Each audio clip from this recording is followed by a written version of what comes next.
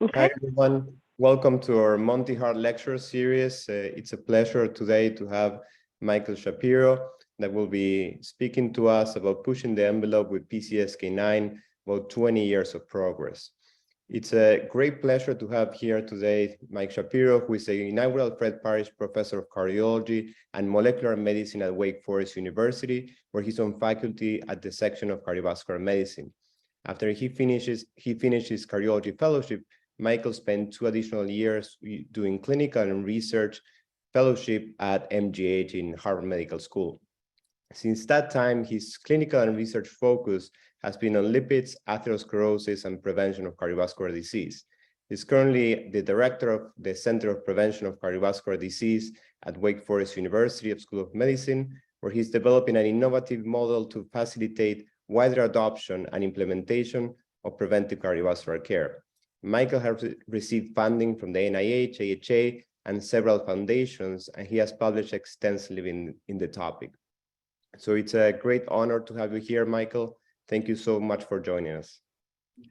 Well, thanks so much, Leandro. It's great to be with everybody, and really looking forward to bringing everybody up to date with regards to what has happened with the PCSK9 therapeutics over the last 20 years since the first discovery of PCSK9. Here are my disclosures. And just to provide some context, of course, we're all familiar with the fact that small molecule therapeutics, namely statins, have been the backbone of LDL cholesterol management really since the 1980s. And that really revolutionized our ability to treat LDL cholesterol and manage ASCVD risk. And the first statin was, of course, approved in 1987. And then there was the landmark first statin megatrial 4S, which was published in 1994. And that really changed everything. And some people even forecast the end of coronary disease when the initial results of statins were first seen. But of course, that hasn't been the case. And it really has been amazing that over the last 20 years since the discovery of PCSK9, it's really evolved into this transformational additional LDL lowering therapeutic that helps us to manage high cholesterol and ASCVD risk. But we're going to also touch on the most recent developments, including the newest PCSK9 therapeutic that was approved last year by the FDA, Inclisiran, which is the first small interfering RNA molecule for LDL lowering. And finally, we'll end with a bit of sci-fi with some exciting approaches that are now in development to antagonize PCSK9. So I mentioned, of course, we've been relying on statins for about 35 years, and they're fantastic. The issue, of course, with statins is that they reduce risk by approximately a third, which is excellent, but they don't cure coronary disease. Plenty of people are having recurrent cardiovascular events despite optimized statin therapy. And the other issue, of course, that we deal with in clinical practice every day is the fact that many people can't tolerate statins at maximal doses, or in some cases, some people can't tolerate statins at all. So we have this issue of residual cardiovascular risk despite statins. And so the question has always been, if we could lower LDL even more, would that be better? That was, of course, first addressed with high-intensity statins versus moderate or low-intensity statins. Of course, the results all showed that high-intensity statin therapy not only lowered LDL to a greater extent, but actually reduced cardiovascular risk to a greater extent. Then there was the IMPROVE-IT study, which showed that the addition of ezetimibe to simvastatin was superior in LDL lowering and cardiovascular event reduction versus simvastatin plus placebo. And that got us into the LDL range of about 55 milligrams per deciliter. But unfortunately, there was still lots of residual risk, even in individuals on combination LDL lowering therapy.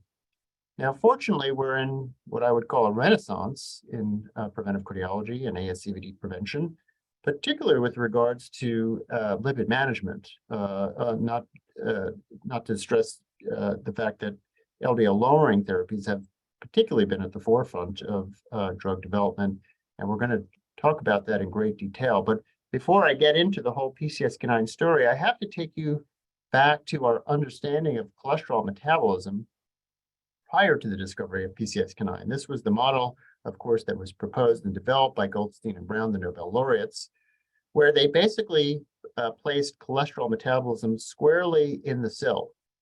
And the way their model works is you have circulating LDL particles carrying cholesterol, and they are basically taken up by LDL receptors, which on the surface of hepatocytes, as you can see here. And when the LDL particle binds to the LDL receptor, that is internalized through a process that they discovered called receptor-mediated endocytosis. And so now you have the complex of the LDL particle and the LDL receptor within the endosome.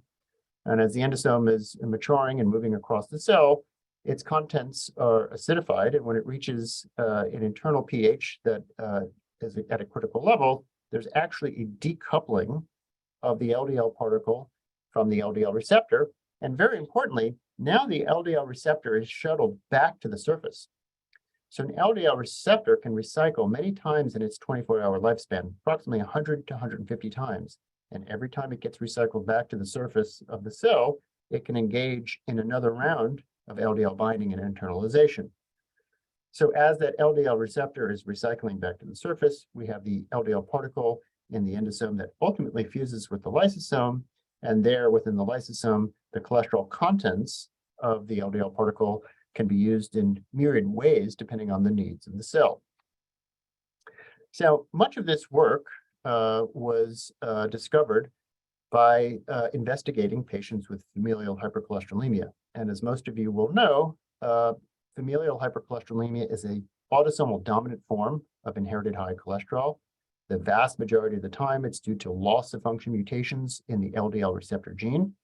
And so in the heterozygous form of familial hypercholesterolemia, you have one working allele for the LDL receptor and one dysfunctional allele of the LDL receptor. So essentially, these individuals with heterozygous FH have 50% less capacity to internalize LDL from the circulation into the cell. And so generally, with half the capacity to remove LDL from the circulation, they have essentially twice normal LDL cholesterol levels. Now, LDL receptor mutations by far and away are the most common cause of familial hypercholesterolemia, but there's another form of FH, which is due to ApoB mutations. ApoB is the principal protein and structural moiety of LDL particles, and it's actually the ligand for the LDL receptor. So you can imagine if there's a mutation in the structure of ApoB, it can't bind LDL receptors very well, and this also, of course, causes familial hypercholesterolemia. I bring this up because in 2003, there was a group of French investigators that had come across several French families with what appeared to be autosomal dominant hypercholesterolemia. So these were individuals with high cholesterol. It was inherited in an autosomal dominant fashion. However, when they sequenced these individuals, they did not have mutations in the canonical FH genes that I just mentioned, LDL receptor or ApoB. They were normal. Ultimately, they did find there was a mutation in a newly discovered protein called PCSK9, the gene that coded for PCSK9, which stands for protein convertase acetylation kexin type 9. And it turns out that PCSK9 serves at yet another or third locus for familial hypercholesterolemia. Now, at the time, this ninth member of the protein convertase family, while it had been discovered, it was not clear what it did. But now that this mutation in the PCSK9 gene had serendipitously been discovered, it gave some clues because clearly it was involved with cholesterol metabolism. So there was intense investigation that followed, and ultimately it was determined that the PCSK9 protein serves as the second ligand for the LDL receptor. So LDL particles, of course, are the principal ligand, but PCSK9 can also bind to LDL receptors. It just turns out that when PCSK9 binds to LDL receptors, it's on a suicide mission, both with itself and the LDL receptor. So now we have to add to the Goldstein and Brown model, not just cholesterol metabolism that takes place only in the cell, but actually there's this circulating protein, PCSK9, which is found in very low abundance, that also is very much involved in cholesterol metabolism and has a huge impact on LDL levels. So how does it work? You have an LDL particle. It binds to the LDL receptor, just as we talked about. However, if you also have a PCSK9 bound to that LDL receptor, things go differently. It's first internalized into the cell, just as it would be otherwise. But now the PCSK9 interferes with the normal recycling loop of the LDL receptor. So even when the endosome gets to that critical pH, it interferes with the ability for the LDL particle to decouple from the LDL receptor, interferes with the ability of the LDL receptor to return back to the surface of the cell. And ultimately, this tertiary complex fuses with the lysosome and everything is destroyed. So what happens is now you have less LDL receptor on the surface of the cell, and of course, inability to clear as much LDL from the circulation. And so that explains, in this case, why it causes familial hypercholesterolemia. Now, very interestingly, this mutation associated with FH in PCSK9 is a gain of function mutation. Gain of function mutations are relatively rare in nature. And it made many investigators say, well, if there are naturally occurring gain of function mutations, certainly there are also loss of function mutations. And that panned out. There was a series of investigations that looked for these loss of function mutations. And here you can see results that were published in the New England Journal of Medicine and in JACC.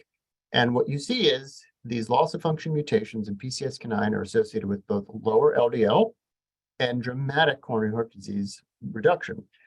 And you'd say that the LDL cholesterol reduction is really quite modest, really isn't even as good as a low potency statin, yet the CHD reduction is quite profound.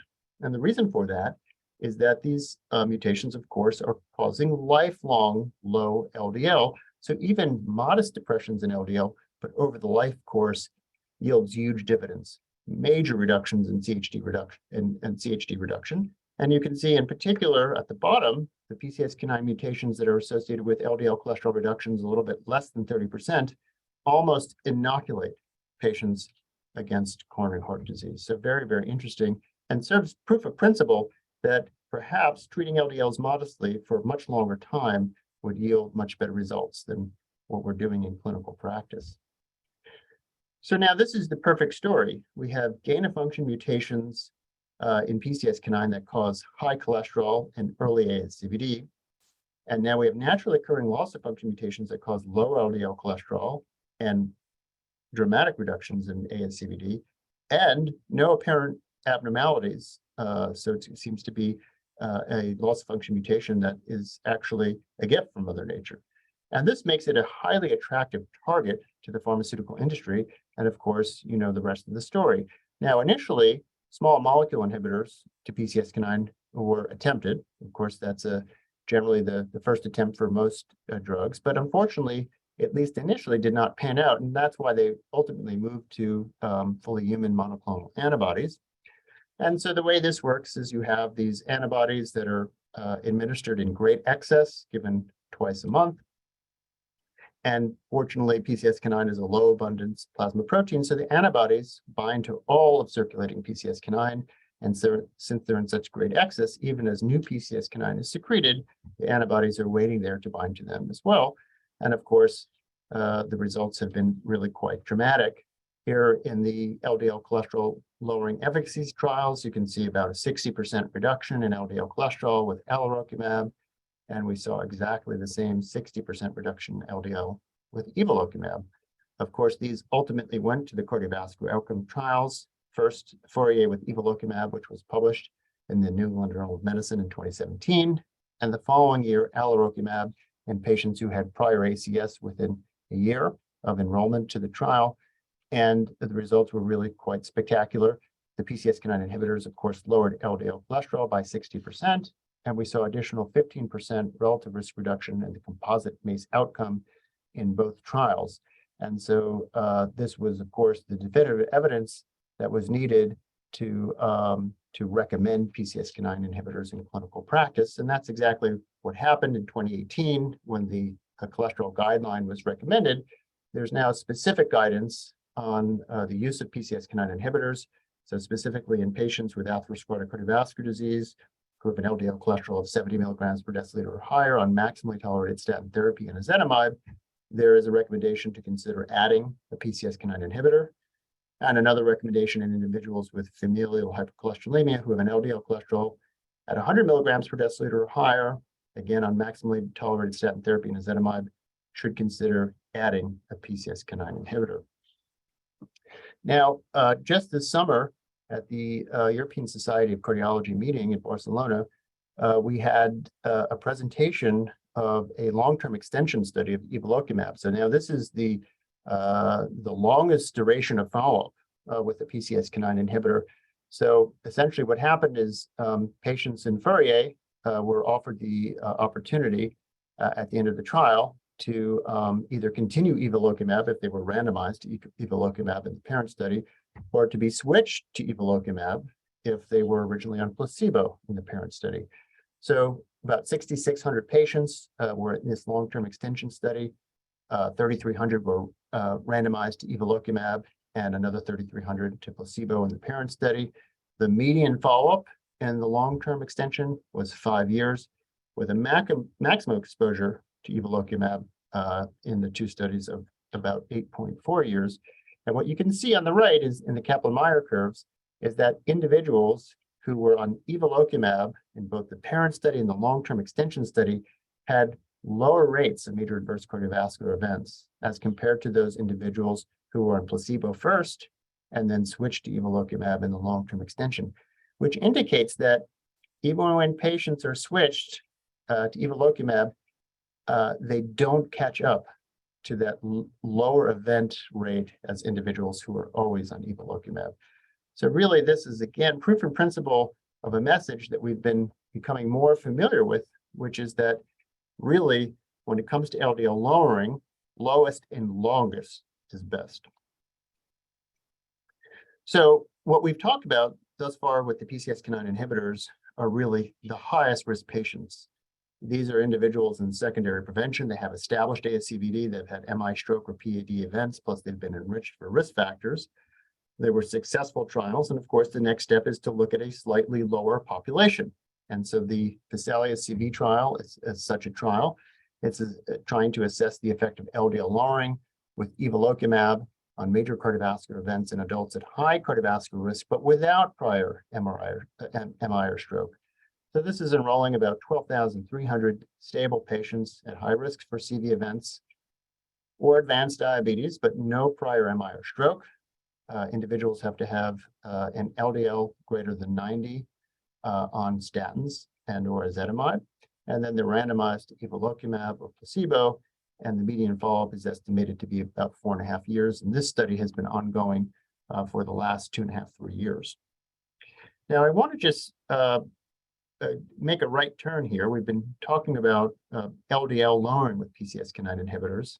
And of course, that is the spirit of the development of the PCSK9 inhibitors that were designed to lower LDL cholesterol.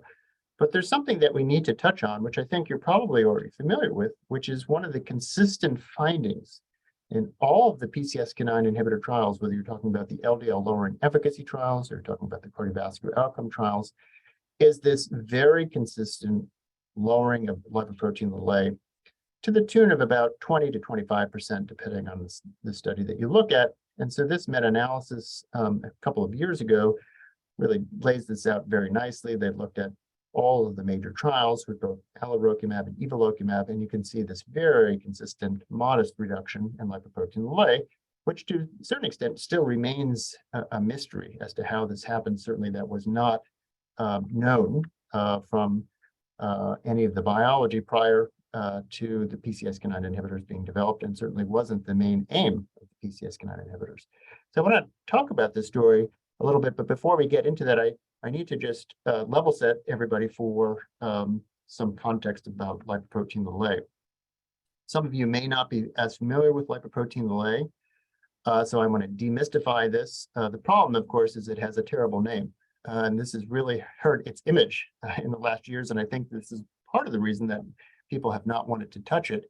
It doesn't sound like the types of lipoproteins we're familiar with: LDL, IDL, VLDL, HDL. It sounds completely different, but it's actually really quite simple. As you can see on the bottom right, all that lipoprotein(a) is this LDL-like particle with this additional glycoprotein that's bound to the ApoB moiety of the LDL particle, and that glycoprotein is called apolipoprotein(a), or ApoA for short, and in aggregate, it's called lipoprotein(a), or Lp(a). So it's very interesting because the ApoA moiety of lipoprotein(a) has some very unique features. So let's look a little bit at its homology to plasminogen. It turns out that ApoA evolved from the plasminogen gene. So plasminogen, of course, we're all familiar with. It has 5 Kringle domains, Kringle 1s through Kringle 5, and the business end of the molecule is this active protease. And you can see on the bottom that apolipoprotein has a lot of structural similarities. It has Kringles 4 and Kringle 5, just like plasminogen, though it doesn't have Kringles 1 to 3. But there's some other features that are important to note. The Kringle 4 of apolipoprotein a has then 10 subtypes. So there's Kringle 4, 1 through Kringle 4, type 10. And to make it even more complicated, Kringle 4 subtype 2 can have a variability in the number of copies. There can be 1 copy of Kringle 4 subtype 2 to more than 40 Kringle 4 subtype 2 copies. And this leads to a variety of ApoA isoforms due to the variability in the number of copies of Kringle 4 subtype 2. So on the top left of this illustration, you can see a smaller isoform. So there's 4 Kringle 4 type 2 repeats and a smaller ApoA isoform. And then on the bottom right, you can see a larger isoform where there are about 40 Kringle 4 subtype 2 domains.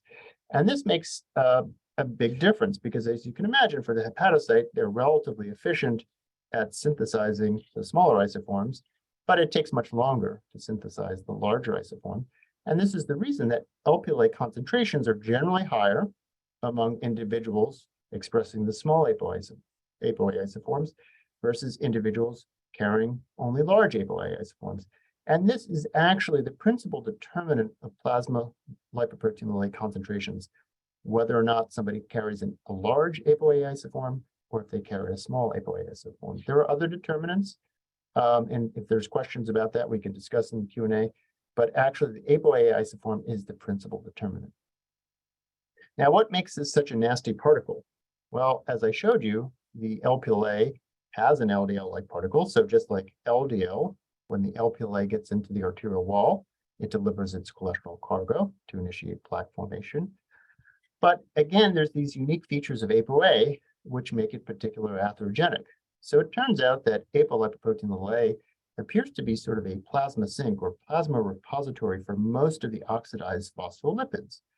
So now when LPLA gets into the arterial wall, it's not only delivering the cholesterol payload, it's also delivering all of these oxidized phospholipids, which are highly pro-inflammatory and can lead to greater plaque vulnerability. The other issue, which I sort of alluded to, is the fact that ApoA shares homology with plasminogen. So at least in theory, LPLA is also a prothrombotic particle. So now you have cholesterol oxidized phospholipids and this prothrombotic tendency. And if we look at the observational and genetic epidemiology, it's quite clear that elevated LPLA associates not only with atherosclerotic cardiovascular disease, but also calcific aortic valve stenosis. So this is based on epidemiology. We, of course, in order to infer that LPLA is causal, we would need a trial to demonstrate that lowering LPLA in high-risk patients improves cardiovascular outcomes. And we may have that data relatively soon, which I'll talk about in a little bit. But why should you care about lipoprotein A? Well, you should care about it because it is the most common inherited dyslipidemia. And about 20% of the world's population has a level of lipoprotein A that increases their risk of atherosclerotic cardiovascular disease and calcific aortic valve stenosis. We're talking about 1.4 billion people worldwide. So this is certainly an important issue. Now, one of the interesting things that's been demonstrated is that I talked about these PCSK9 loss of function mutations, which are associated with lower LDL and lower risk of coronary heart disease. It turns out that these individuals also have lower LPLA values. So, there's been this curiosity as to, why the PCSK9 inhibitors lower LPLA. Is it something specific to the antibodies? I think this, probably helps us to answer no. We can even see that naturally occurring loss of function mutations in this gene associated with decreased lipoprotein A. So there's been some very interesting post-hoc analyses from both Fourier and Odyssey outcomes with regard to lipoprotein A. So if we look at Fourier, for instance, in that trial, the PCSK9 inhibitor evolocumab lowered LPLA by about 27%. And it was demonstrated that PCSK9 inhibitor efficacy varied by baseline Lp(a). So in individuals who had below the median baseline Lp(a) values, they had less reduction in major adverse cardiovascular events with PCSK9 inhibitor. However, in individuals who had above the median Lp(a) level, they seemed to garner greater benefit from the PCSK9 inhibitor. They looked at this in a different way in Odyssey Outcomes. They tried to sort of unravel exactly what portion of risk reduction could be attributed to the Lp(a) lowering as opposed to the LDL lowering. And in fully adjusted model, they were able to demonstrate that for every 1 milligram per deciliter PCSK9 inhibitor induced lowering of Lp(a), there was a corresponding 0.6% reduction in MACE. That doesn't sound very impressive, 0.6% reduction in MACE, but that's only for a 1 milligram per deciliter reduction in Lp(a). And if you do the math, you can see that as baseline Lp(a) goes up and you get greater reduction in Lp(a) with PCSK9 inhibitor, you can get some serious MACE reduction, 10 to 40% MACE reduction, probably on the basis of the Lp(a) lowering. They looked at the proportion of MACE reduction attributable to changes in Lp(a), and you can see, at least in patients with the highest Lp(a) levels, the top quartile, a little bit amount, more than a quarter of the MACE reduction was probably attributable to the Lp(a) reduction. So it's really quite interesting. Lowering of both Lp(a) and LDL contribute independently to reduction of MACE with PCSK9 inhibitors. And this really becomes meaningful in patients with high baseline levels of lipoprotein(a). I'll just share one other more recent post-hoc analysis, which I think can be very useful when we're thinking about who should get a PCSK9 inhibitor, particularly if we're on the fence. And the Odyssey investigators basically asked the question, is there a benefit to PCSK9 inhibitor on top of optimized statin therapy when the LDL is around 70 milligrams per deciliter? So it turns out in Odyssey Outcomes that at screening or randomization, about 4,300 individuals had LDL cholesterols of around 70. The median value in those individuals was 69.4. And the balance, the remaining 14,500 individuals, had LDLs that were above 70, and the median LDL in those individuals were 94. So now we're really talking about almost looking at patients with LDLs of 70 versus almost 100. And they asked the question, did the outcomes differ in terms of the use of a PCSK9 inhibitor when LDL was basically pretty well controlled versus in those individuals where it wasn't well controlled? And I would ask you to just focus on the top portion of this figure, which is the lower LDL subgroups. And now we're talking about people who had LDLs of about 70.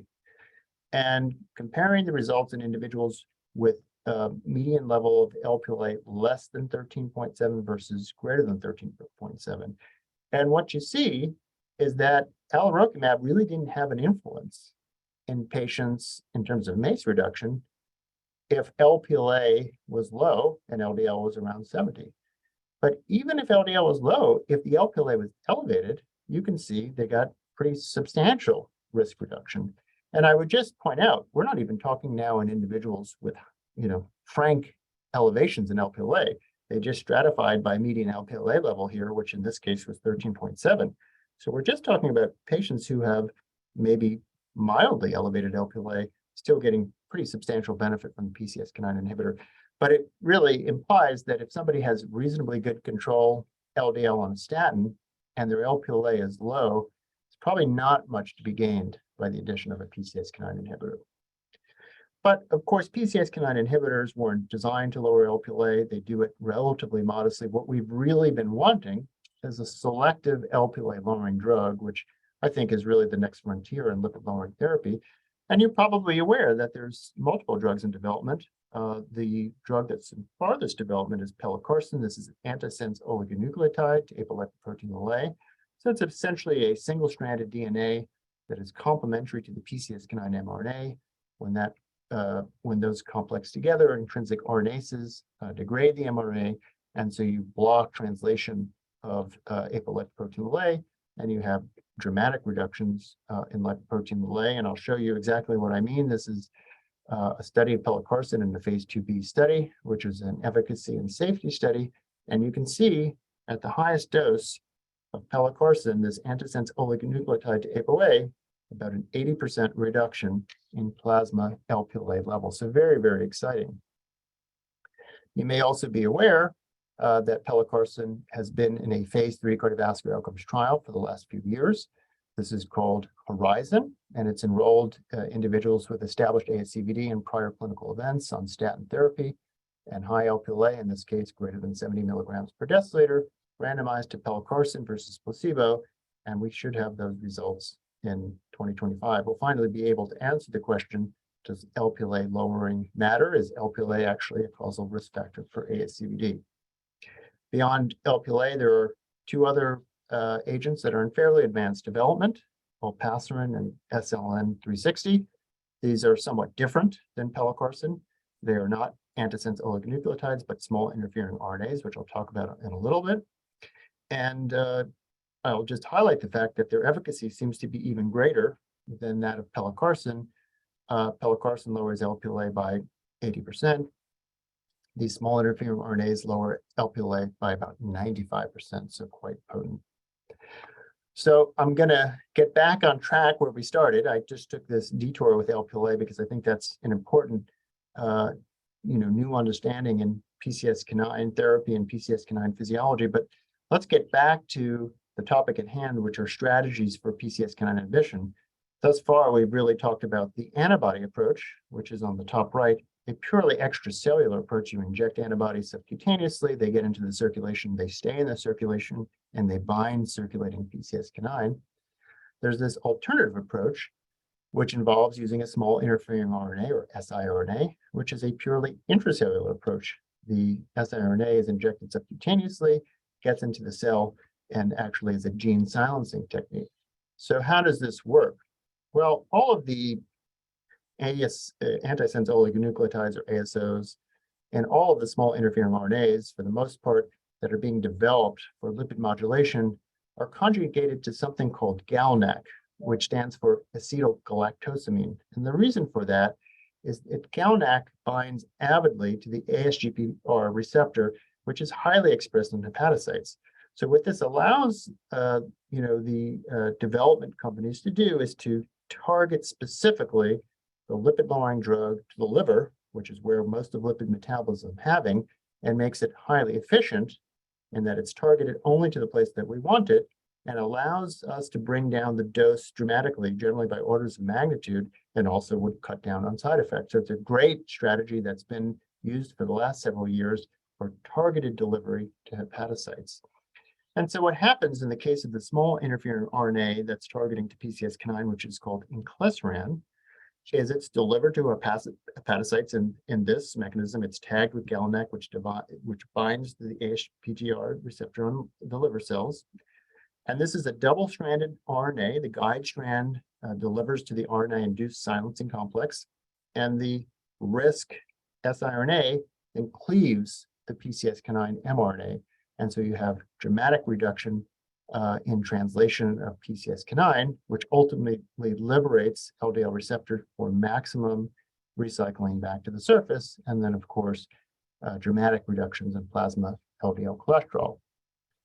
So now we have two ways of antagonizing PCSK9. We have the monoclonal antibody approach, and we have this newer small interfering RNA approach. I want to just highlight a couple of the important differences I have already mentioned a little bit.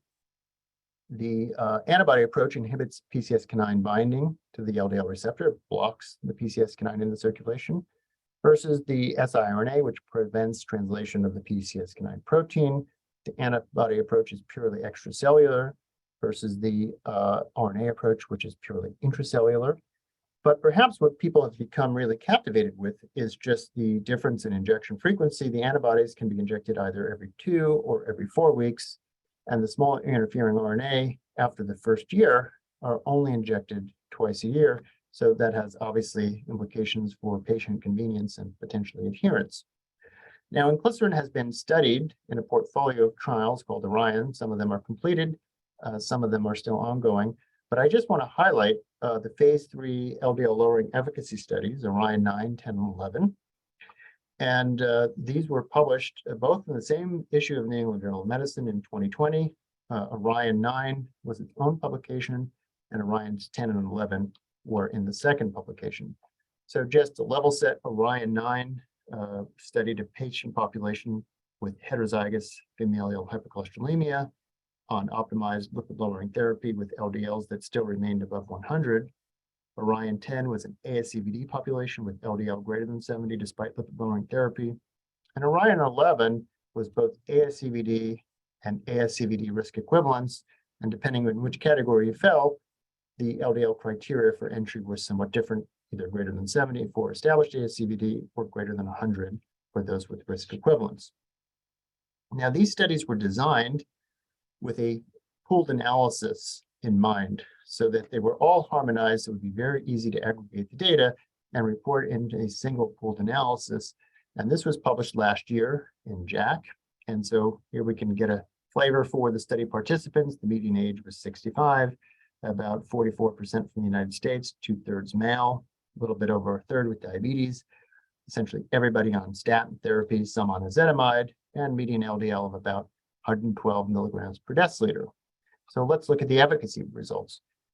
It's really quite nice. You have to understand that Inclisiran, the small interfering RNA, is injected at time 0, and then at 3 months, and then every 6 months thereafter.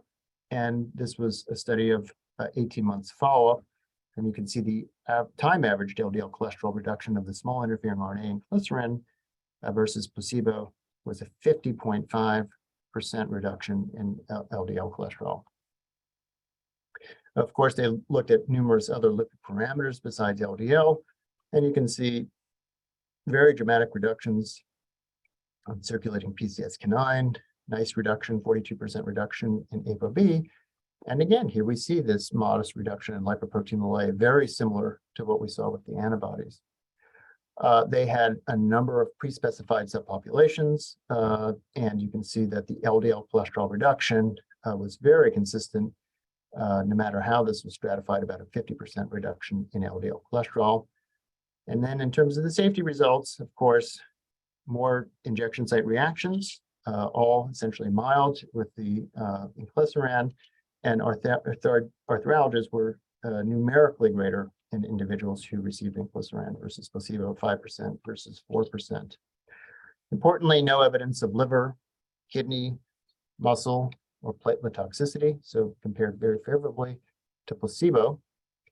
And then very recent, for those of you who are at AHA may have heard this presentation just a couple of weeks ago, the results of Orion 3, which was a phase 2 open label extension study of the Orion 1 trial, which looked at up to a 4-year study period. And here you can see, even over 4 years, the time average reduction in LDL cholesterol was quite profound and quite prolonged, 44.2% over 4 years with this twice yearly dosing of Inclisiran.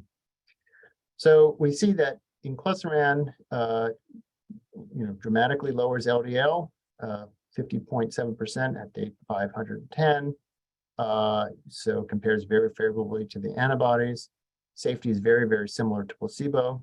So durable potent LDL cholesterol reduction with very convenient dosing twice a year, quite good safety profile, and again, has implications for convenience and potentially adherence. Now, there are 2 cardiovascular outcome trials that are ongoing.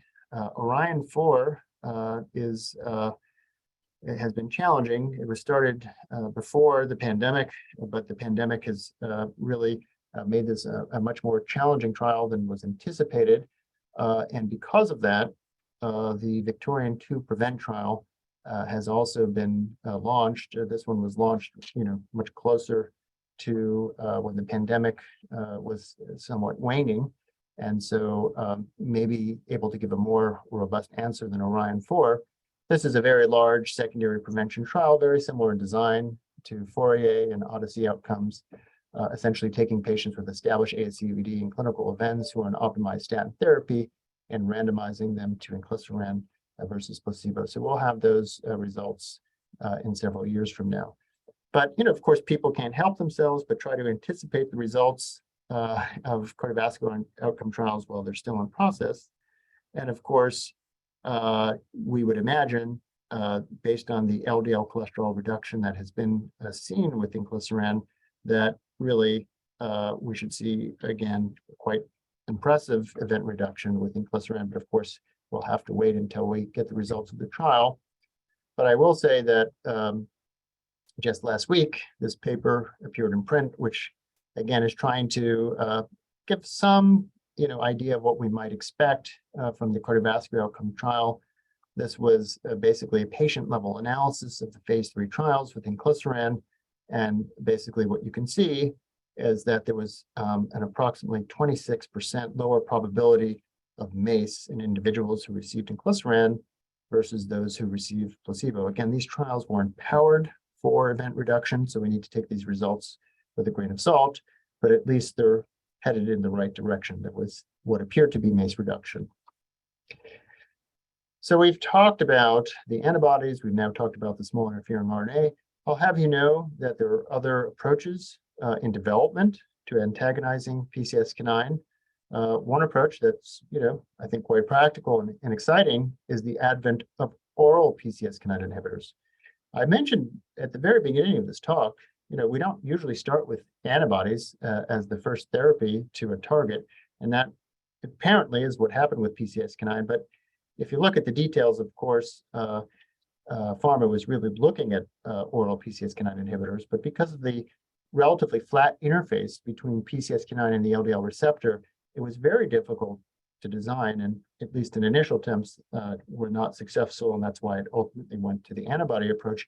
But through advances in medicinal chemistry since that time, it appears that some may have solved this problem. And here's Merck's compound 0616, which is an oral PCSK9 inhibitor. This was first presented at HA in 2021. 2 small studies, but basically showed really nice reductions in plasma PCSK9, more than 90% reduction, and an LDL cholesterol reduction, which was about 65%. So, very consistent with what has been seen with the antibodies. So this is off to a good start. And of course, they're headed into some phase 2 trials now.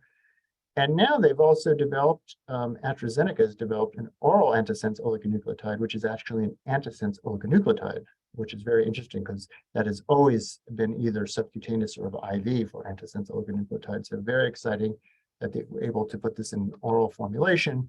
And again, impressive reductions in circulating PCSK9. This is in monkeys, and impressive reductions in LDL cholesterol, about 50% reduction.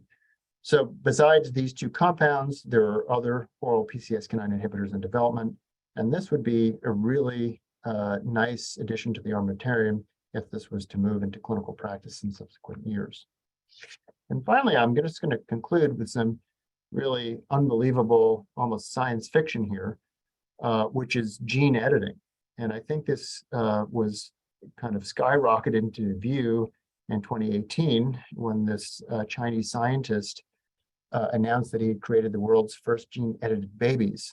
And of course, the medical community didn't take to this very kindly, nor did the Chinese government. They swiftly put him in prison. He's just recently gotten out. But it really has resulted in a lot of talk about what the future holds for gene editing as a therapy. And just want to highlight some work that's been going on specifically with gene editing of PCSK9. And what we're talking about in this case is base editing, a single base change to cause essentially a loss of function mutation in PCSK9. So this demonstration in Nature last year was in monkeys, and you can see just changing one base, an adenine base in the PCSK9 exon 1 splice donor in the livers of these monkeys resulted in 90% reduction in circulating PCSK9, and again, about a 60% reduction in LDL cholesterol. So you're getting kind of you're seeing this all with antibodies, with small interfering RNA, now here with base editing, dramatic reductions in PCSK9 protein result in, the same 60% or so reduction in LDL cholesterol. And again, just 2 weeks ago at the HA, there was some longer term data and some really important safety data using this base editing approach to loss of function mutations in PCSK9, single IV infusion, and looking up to 476 days, sustained reductions in LDL cholesterol, quite dramatic. But importantly, seeing that the base editing is only in the liver, and there's no off target. Of course, what everybody's worried about is, would you wind up doing base editing in germ cells? because that would really take the therapeutic off the table. It really has to be very specific, in this case, to the liver.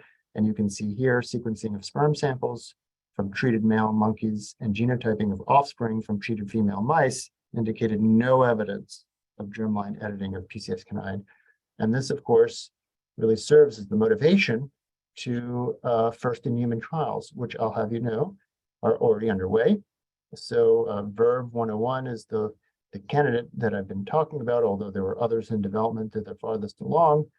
And they have dosed humans in New Zealand, and they were applying for clinical trial applications in both the US and UK, which I think are imminent. I think they're likely to happen, and probably will have initial clinical data about this time next year. So really, really exciting stuff. So we need to add gene editing to this PCSK9 pipeline. So to conclude, the discovery of PCSK9 and its ensuing development as a target of therapy has really transformed our ability to manage high cholesterol and manage ASCVD risk. The therapeutic antibodies to PCSK9 have shown improved cardiovascular outcomes. Inclisiran, the small interfering RNA approach to preventing production of PCSK9, is safe and effective. It's approved by the FDA. You can prescribe it now. The 2 large cardiovascular outcome trials are in process, so we should see those results in the next couple of years. And as I've just ended on, there are additional exciting approaches to antagonizing PCSK9 in development. Thanks very much for your attention, and would be happy to take any questions. Thank you so much, Michael. That was an amazing lecture and such an amazing topic and future, I think. I love the part also on lipoprotein A and how the risk is different on patients with similar LDL cholesterol. Please, everyone, put the questions in the QA. I'll start with the first one. What do you think about the risk in patients for secondary treatment? Right now, we most of the time wait a long time after they have an MI, and we take the LDL as the only parameter to decide on PCSK9 inhibitor. What do you think we should be doing, or what do you think the future is? Yeah, it's a beautiful question, and I somewhat alluded to this in talking about the implications of loss of function mutations in PCSK9 and sort of connecting the dots between lifelong, only modestly depressed LDLs, but dramatic reductions in ASCVD later on in life. So exactly to your point, Leandro, the typical scenario in clinical practice is somebody has a heart attack, and then we get very aggressive with LDL lowering therapies, usually now combination therapy. But the risk reduction is far from complete. You're going to get 30-40% relative risk reduction when you get very aggressive. Whereas if we started more proximally, right? So if we actually started much earlier in life, we could take a much more modest approach to LDL lowering, and we might expect much greater reductions in ASCVD. Certainly that's what the genetics show us with PCSK9, but if you look at other genes that are in the LDL pathway, they all show the same thing. So when people are genetically gifted with variants that give them just somewhat lower LDL levels, that has profound effects on lowering risk over the life course, it implies, Leandro, that if we were to start serious risk assessment and potentially lipid lowering therapy much earlier, we actually might not need all of these fancy approaches to LDL lowering, right? So we might be able to give somebody a low or moderate intensity statin and just lower LDL modestly, but starting at a much younger age. Now we're talking about maybe 30s, okay? But it's hard to study. You would need a huge population, and you would need to follow them for a very long time in order to show that there's benefit. Moreover, even if I think there would be benefit, and if there was, as a society, do we have the stomach to put large swaths of healthy people on statins? I'm not so sure. I sometimes have a hard time, I'm sure you sometimes have a hard time convincing somebody who's had a heart attack to take a statin. Now try telling a 35-year-old healthy person to take a statin. I think it could be difficult. Thank you very much for that answer. I agree with you 100%. So we have a question from Carlos Rodriguez, who says, great presentation. And a somewhat challenging question, can you speak about the relationship of Lp(a) and coronary artery calcium? And then he says, does Inclisiran impact Lp(a), which I imagine it does, but is there evidence? You know, it's really interesting. I love this question because most, but not all, but certainly most of the US-based, not just US-based, most of the population-based cohorts that look at the association of Lp(a) and coronary artery calcium, you know, just from a coronary artery calcium score, frequently show no association. But there's no question that elevated Lp(a) is associated with higher event rates.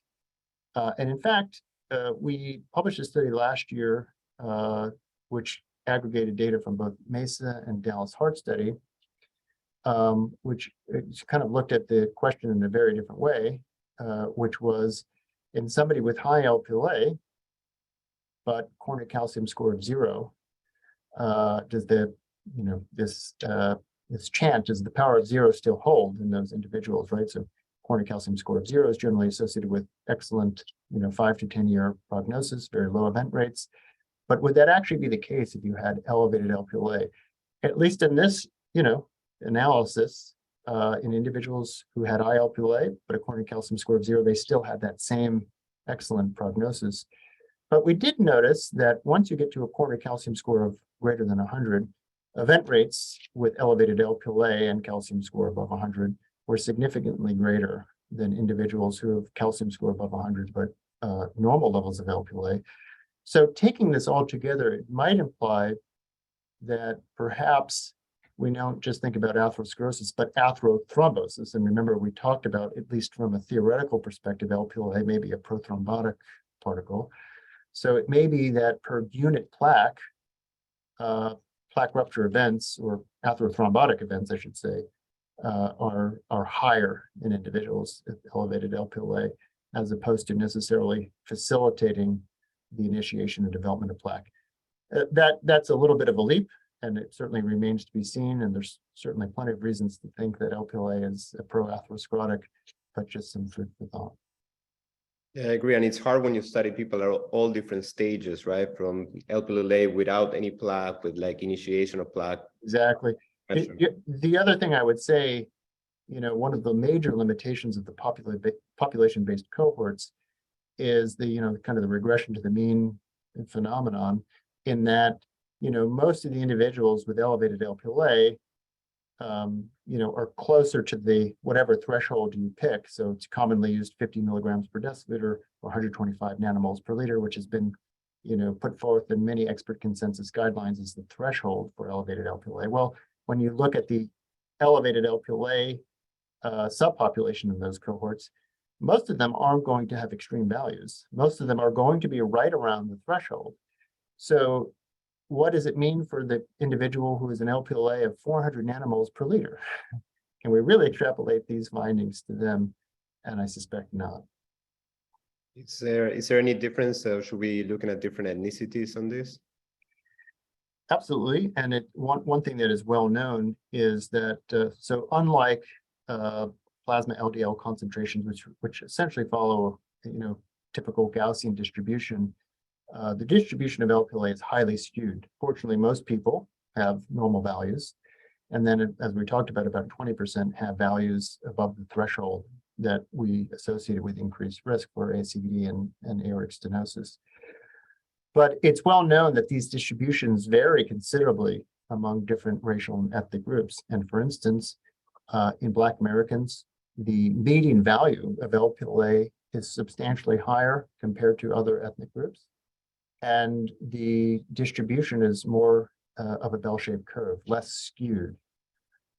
South Asians would be number 2, and then meaning the second highest Lp(a) values. You know, so for each racial and ethnic group, it's slightly different. But one thing that we do know is it's really the absolute level of Lp(a) that determines absolute risk. And so, you know, there's been this question for, you know, quite a while, you know, since Black Americans have, say, higher median values of Lp(a) than, say, white Americans, does that mean that, you know, the median value in both of these racial ethnic groups has the same implications for ASCVD risk? And the UK Biobank had a very nice publication in 2021, which basically showed that, unfortunately, in racial ethnic groups that have higher median LPLA values, that is still associated with this, the same risk in any ethnic group. So it's the actual LPLA value that associates with the risk itself, not sort of the population percentile per se. Great, thank you very much. And I think just as there's no more questions, I'll ask one question at the end. So what's, you started using Inclisiran, what's your experience? Do you administer in the clinic or an infusion center? What are the options for this? Yeah, that's a nice question. So, I see patients at more than one site, and in what site we're using within this ambulatory care setting, there is an infusion center. So at one site there, we're administering the Inclisiran there. In the other site that I see patients, we're administering it in the clinic. One thing I'll just say, and this is my personal opinion, because this has now come up relatively frequently with patients. Some patients are now becoming aware of Inclisiran, otherwise known as Leqvio, and I think there is some direct-to-consumer advertising now even for Leqvio. So patients are asking about it, particularly patients who are already on a PCSK9 inhibitor antibody. Is this for me? Should I switch? Because it sounds very attractive, twice-a-year dosing. Let's just talk about some objective things that we know about these drugs. It's a little bit hard because there's obviously no direct comparison of a PCSK9 inhibitor versus Inclisiran, so we can only look at the individual trials of those drugs. But on average, with the antibodies, we see LDL lowering to the tune of about 60%. With Inclisiran, it's about 50%. Again, it's not head-to-head. These are those drugs versus placebo. But it certainly doesn't appear that Inclisiran has greater LDL lowering efficacy. The other thing, of course, is the dosing. So the PCSK9 inhibitor antibodies can be injected either every 2 weeks or every 4 weeks. The huge advantage of Inclisiran is that it's 3 times in the first year, and then after that, twice a year. But the PCSK9 inhibitors are shipped to a patient's home. They do it at home, and it's very easy self-administration. And Inclisiran has to be done in one of these kind of clinic type settings. And then of course there's co-pays with that. So for some people, they'll still say the convenience is great. Others may say, I don't want to go to the clinic. And then the other issue, which I'm not terribly concerned about, but the truth is that we have the 2 large cardiovascular outcome trial data, showing the antibodies improve outcomes on top of statin therapy. I suspect that that will be the case for Inclisiran, but the truth is we don't, those trials are ongoing. We don't have the data. And then finally, what will the payers do, right? So, I think everybody would agree at this point, if they've been prescribing PCSK9 inhibitor antibodies, yeah, in the early days in 2015, it was challenging with the payers, very frustrating. Now it's very straightforward, right? So you try somebody on a statin, high intensity statin, patient doesn't tolerate it.